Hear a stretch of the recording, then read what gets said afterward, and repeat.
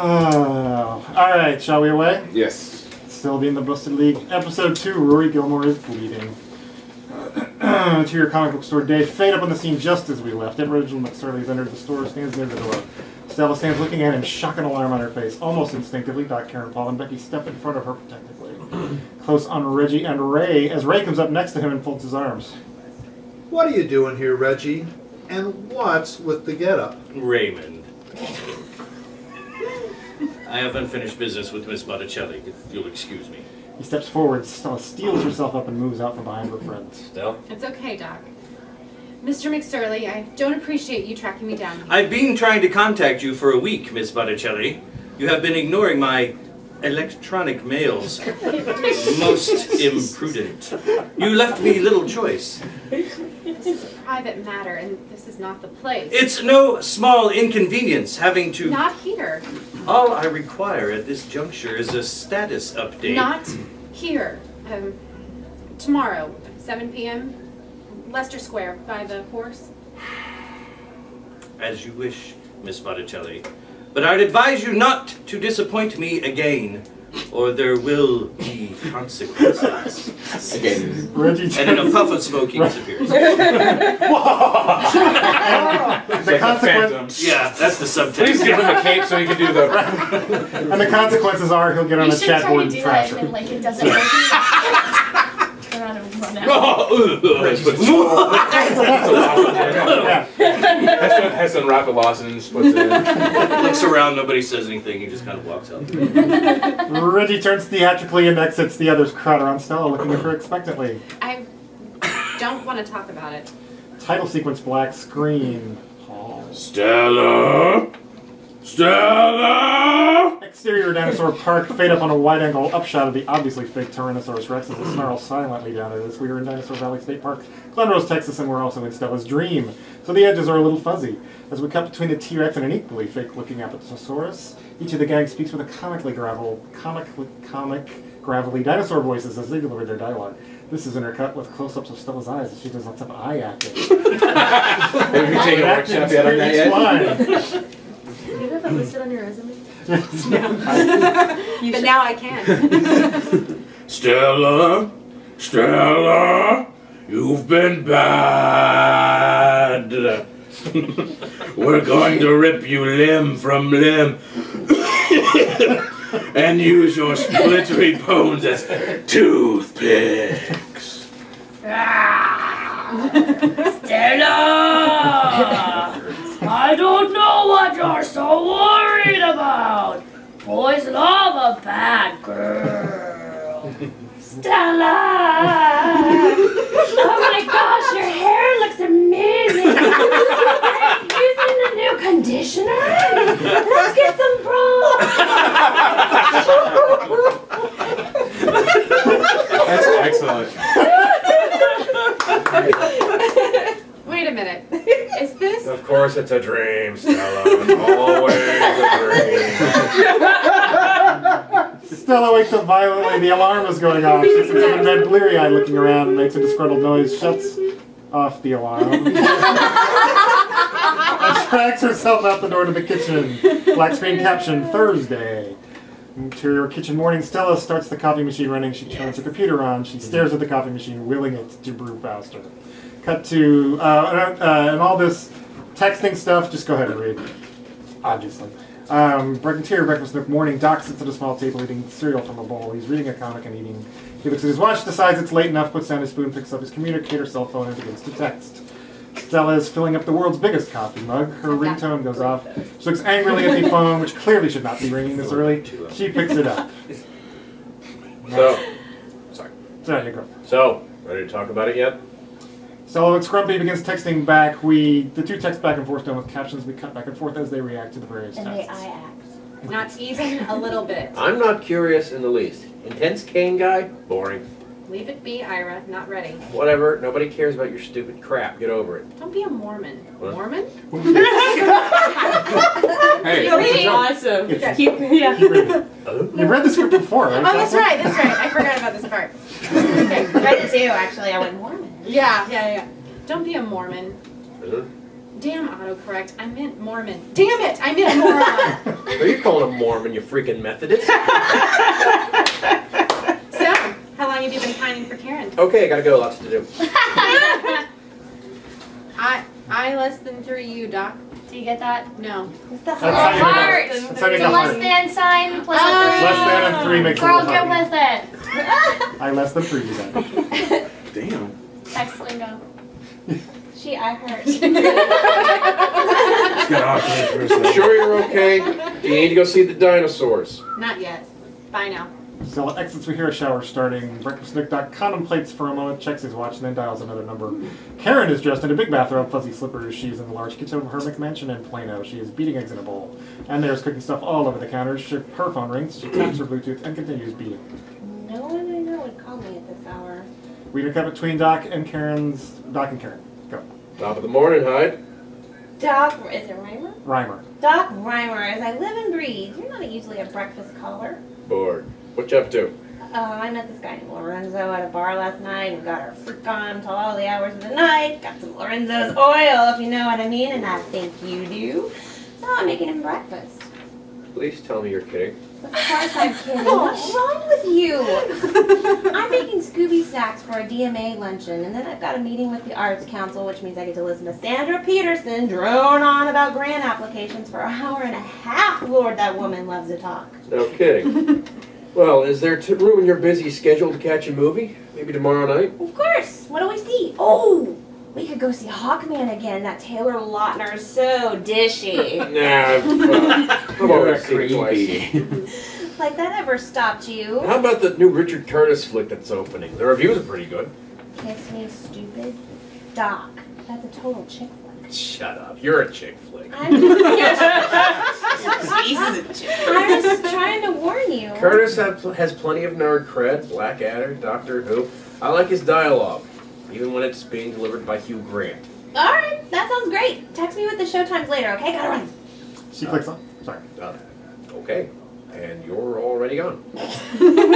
Doc considers one more time and dials another number. Interior Paul's apartment. Paul is dead asleep, half on the bed. He has an abundance of action figures and collectibles. Snoring. The phone rings and an answering machine picks up.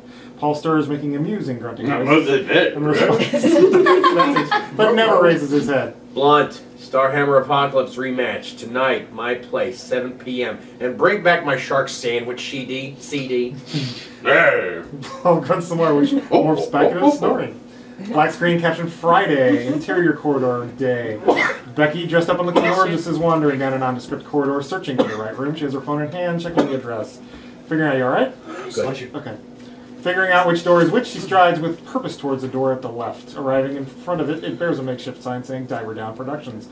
Becky regards the sign with skepticism and then knocks. Joey, would you do Zach's dialogue just so I'm not talking to myself? Yep. It's your interior office. The office is even more nondescript and very sparse. It's a cheap-looking desk with a laptop and a video camera and a tripod off to the side.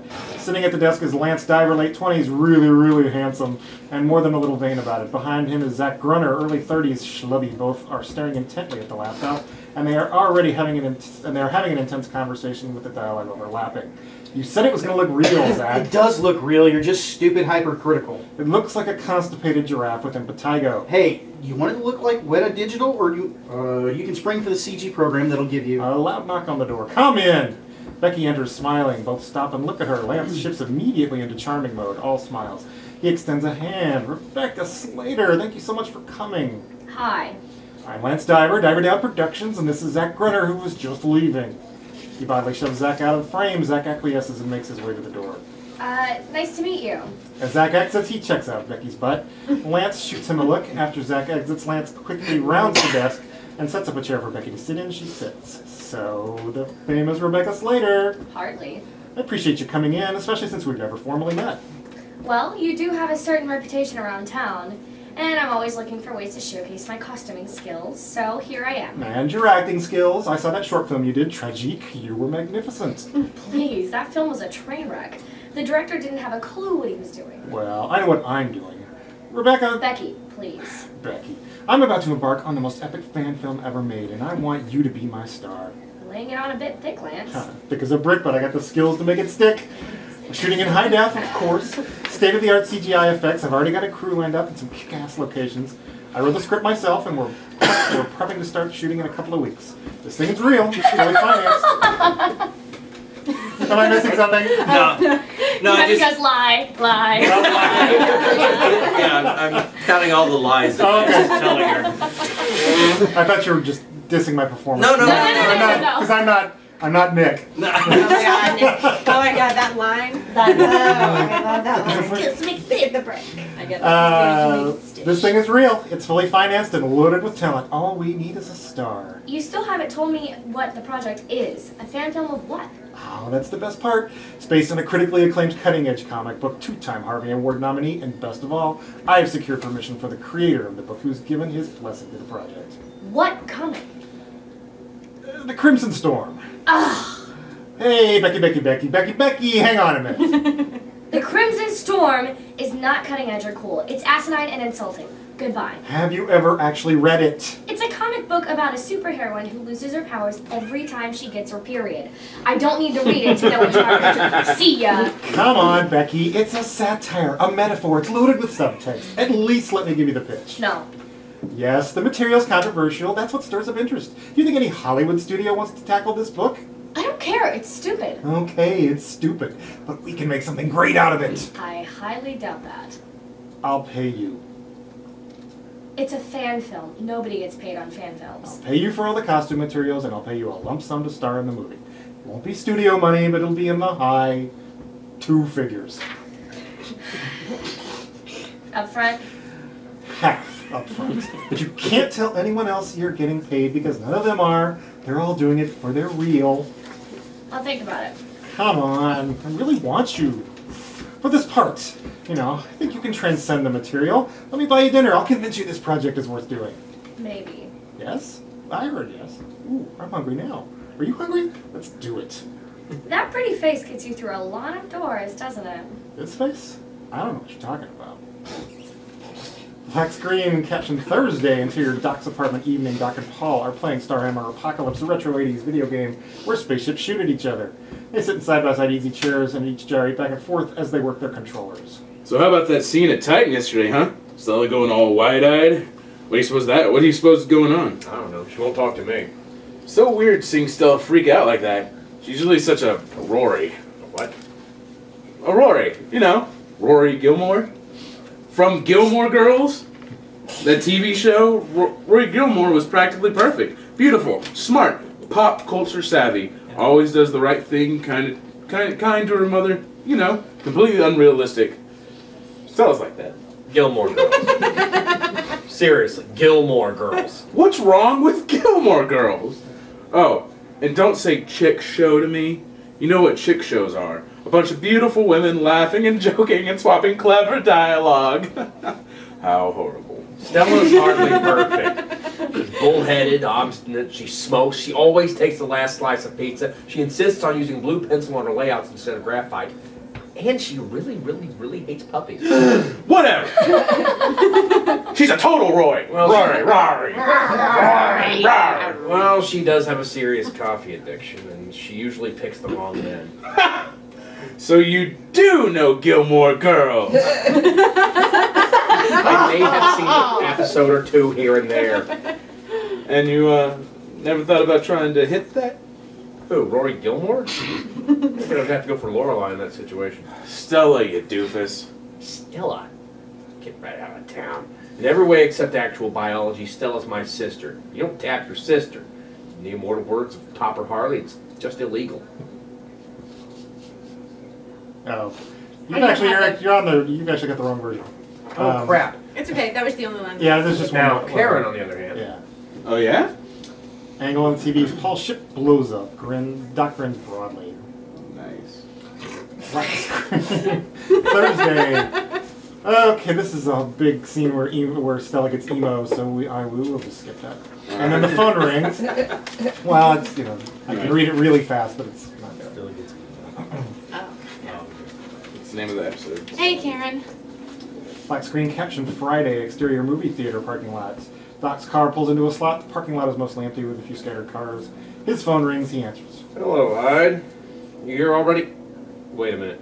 Are you talking on the phone while driving? Hanging up now. He clicks off. Excuse me. He clicks off and starts to run the car. But in that moment, Karen's red Charger pulls up next to him. She exits smiling wide.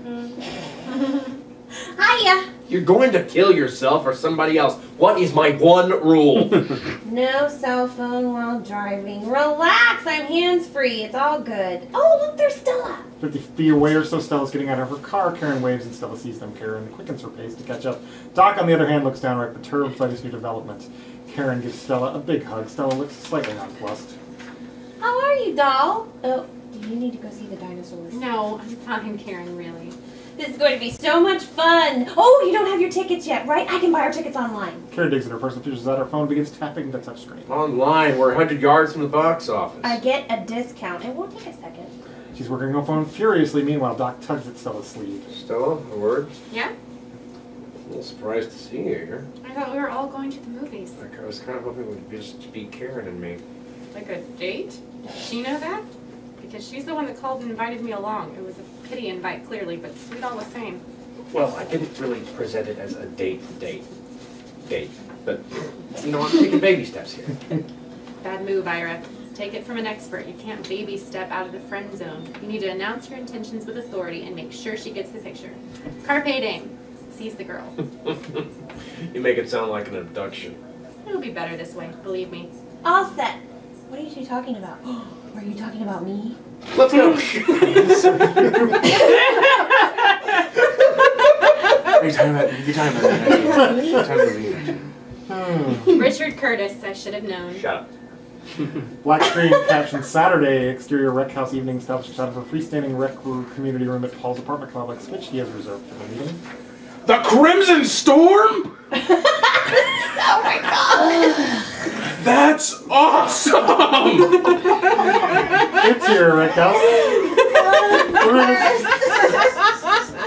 So excited! It's all caps! It's so fuzzy, I'm gonna die! I'm so fluffy, I'm gonna die! The Crimson Storm, that's us. That's us. The room is fairly spacious with a table at one end, a few chairs, a small kitchenette area with counters, and a fridge. The counters are covered with Tupperware containing containers of food, courtesy of Karen, who is fussing over the arrangement and humming to herself something public domain. Near the table... Something that's free. Exactly. I appreciate that. I am the very modern That's a great one. Near the table, Paul is talking to Becky, who is drinking from a water bottle while Paul enthuses. That comic is awesome! I've got every issue back to #1. Clive Armbruster is a genius! You are a sad, sad little boy. Oh, what? You're gonna go all feminist on this now? It's a satire. What? What's wrong with this comic? I've never read it. It's about this super chick who loses her powers every month at a certain time, if you know what I'm saying. Ew. She doesn't lose her powers. They just become erratic and hard to control. And a lot of her enemies know this. It makes for great comic. Let me guess. A boy came up with the idea for this comic? And Becky is going to star in an epic fan film based on that book! How exciting! But still, ew. I haven't said yes yet. I realize that none of us have social lives as such. Speak for yourself, baby. But maybe we don't have the time to rub it in by having these meetings on Saturday night when the beautiful people are out dancing and having fun. Stop being a fussy pants. I mean greenhorn. The doctor needs beer. I got Cokes, Diet Cokes, Orange Whip, water. Oh yeah, how about this? He hands Doc a long neck with a label sporting the image of a cartoonish bulldog head. Doc regards it suspiciously. Bulldog beer. Yeah, it's a microbrew by that guy who draws Complex City. Let's hope this beer is better than his comics. Oh. No sign of Stella? I called her about 20 minutes ago. She's coming. Sounded kind of down, though. Poor thing. She seemed so upset at Titan the other day. Do you think that guy was an old boyfriend? I know the Rogues Gallery pretty well. She's not a member. Takes his first swig of the beer and reacts very strongly. Obviously, it don't taste good. Crap! That is... It just tastes like a Hitler. How do I follow that? Oh, God. other things and make tooting noises. I have the Beach Boys on this one. I think that guy was her accountant, and she's like deep in credit card debt or something. They all look at you like, sorry, go ahead. Sorry. Look, the important thing to remember is Stella's our friend. Whatever this thing is, she'll tell us when she's good and ready. Or she won't. It's none of our business unless she says it is. The important thing is not to pressure her. Stella sits alone at the end of a table, looking small, alone and vulnerable. The others sit at the other end of the table, staring at her like cats who want to be fed. Stella shifts uncontrollably. Uncomfortably? Oh, uncomfortably? What did I say? Shifts uncontrollably. That's slightly different. Alright. She is the Crimson Storm. Her powers get erratic and out of control. Alright, you are my closest friends, and I love you all. Having said that, this information goes no further, or I will slit your throats and laugh while you bleed out. Fair enough. They all lean in closer. It was about 4 months ago at the East Waxahachie Collectible Con. Whoa, that show is all Madame Alexander dolls and pinball machines. That's no place for a comic book creator. Yeah, it was a terrible show. I wasn't making any sketch money. I wasn't selling any books. I just sat there for 2 days tweeting about how bored I was. I remember those tweets. If I see one more Malibu Stacy doll, I'm burning this place to the ground. Wow. And then, as if from nowhere, he appeared. Reginald M. McSurley. Convention flashback. That would be awesome. Actually. He comes down from the rooftop. With a cane flown in. Yeah. A dreamy sepia-tone flashback. Stella's at her table in the corner of the convention hall next to the trash cans and piles of junk. Reggie approaches dressed in a different but equally natty suit than when we saw him last, still brandishing his skull-head cane. He smiles like a serpent and gestures to Stella's wares. These flashbacks are silent, with Stella's voiceover as we continue to intercut between present Stella and the flashbacks. I have a lot of Madame Alexander. He said nice things about my work, just ridiculous, effusive praise. And then he started talking about a commission. The gang stares blankly back at her. Doc takes another swig at the beer. Look, it was a bad show. I was vulnerable. I wasn't making any money. He wanted something specialized. It begins to dawn on them. Paul laughs. You wanted a dirty sketch. An erotic Supergirl, yes. How do you know it's Supergirl if she's naked? The cape. Anyway, I was strong at first. I said, I'm sorry, I don't work blue. It's not a judgmental thing. A lot of artists don't have a problem with it. I just made a decision a long time ago that I wasn't going to go in that direction. And I thanked him politely for his interest, but said, no thank you. At first.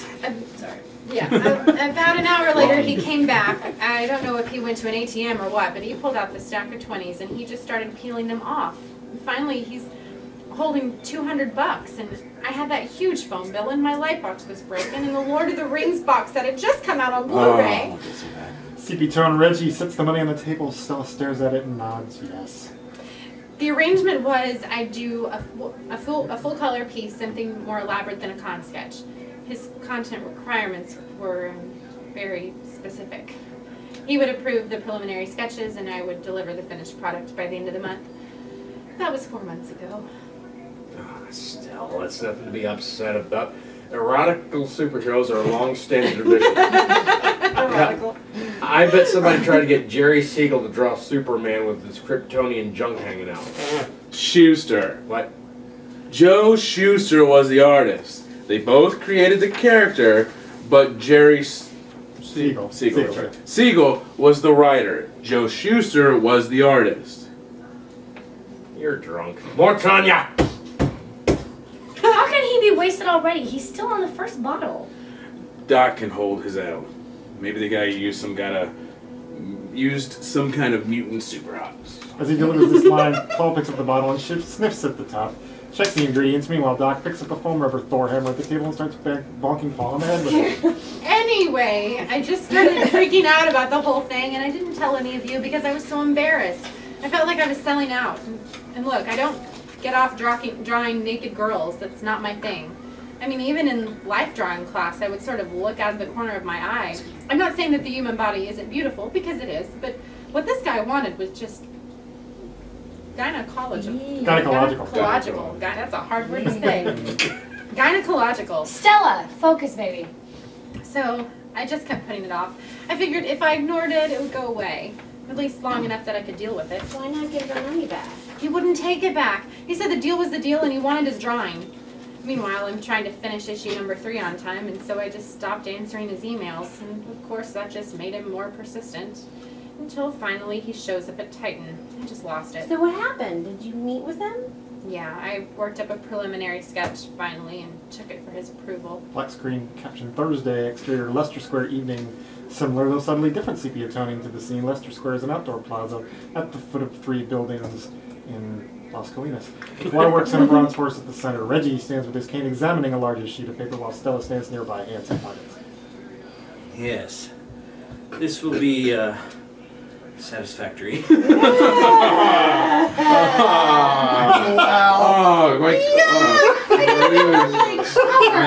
I would, however, like the bosom to be breathing. Slightly more... Yes, I'll take care of it. You're just a big old pervert, aren't you? I'll thank you not to make assumptions about things of which you are ignorant, Miss Botticelli. R.E. my life.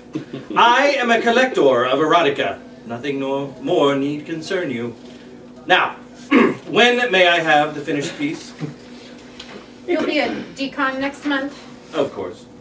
I'll have it for you then. I will hold you to that, Stella B. She looks perturbed at this familiarity, but before she can say anything, he turns on his heel and walks briskly away. Stella is left standing. Into the night. They all take in her story suddenly. Give the baby his bottle. All start saying sympathetic things to Stella, simultaneous / overlapping. Hey, there's nothing wrong with a little sex in comics. I personally have a respectable collection of Japanese hentai that is really good.